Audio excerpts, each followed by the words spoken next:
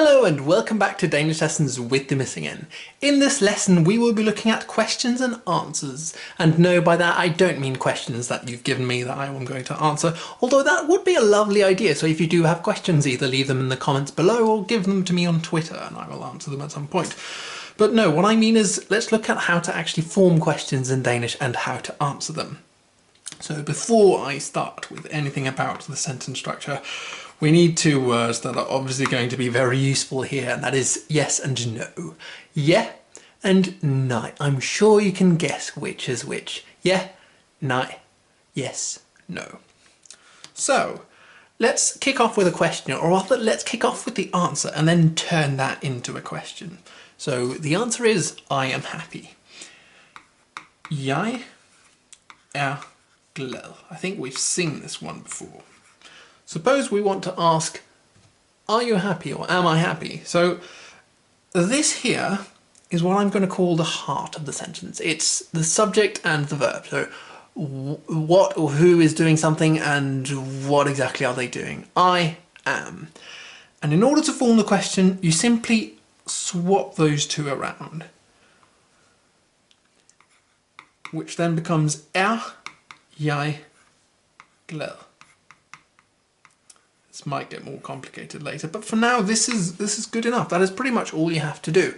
Note that in English this, actually no, we'll get to more complicated cases in English that are simple in Danish, but you swap these two, er jeg glad, am I happy? Or you could ask, are you happy? Which might make more sense for this answer. I'd also just like to point out the intonation here is just like in English. You'd say, er jeg glad? Or er du glad?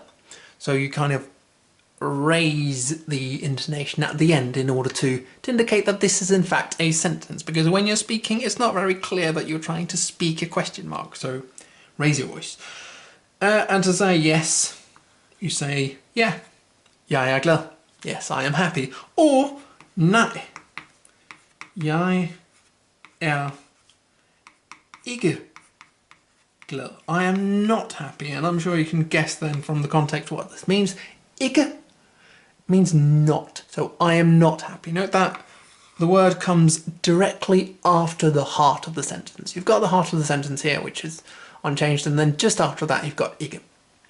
So let's look at a little bit of an example that's a little bit more complicated, or rather which is perhaps more complicated in English than it is in Danish.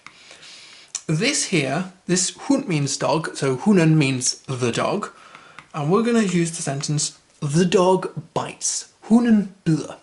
Hunden bider. So if you want to ask, does the dog bite? Note that in English this is, you do something funny with the words. You take the word does and throw it in there and flip it around and it becomes does the dog bite. But this in itself is the heart of the sentence. So in Danish all you do is flip the two words and you get bider hunden. Or if you want to phrase this the right word, bider hunden, bider hunden, does the dog bite?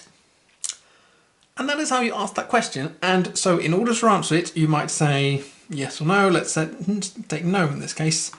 Nej, hunden bider ikke.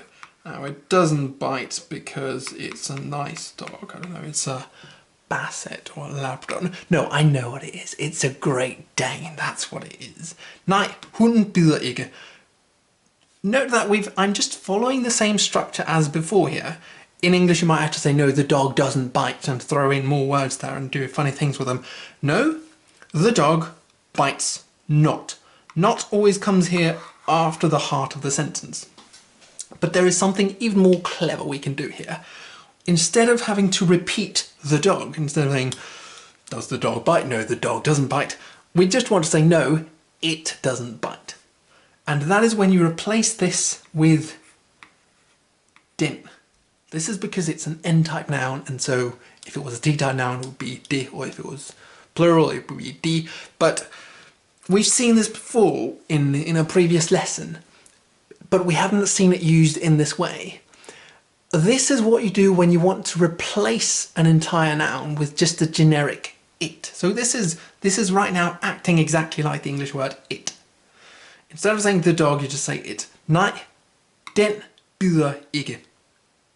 So you're replacing that with this word. Bider hunden? Nej, den bider ikke. That is how you form questions in Danish, and that is how you form answers. That is all for this time. I hope you've learned something. Please follow me on Twitter if you want to know more. Until next time, ha' det godt.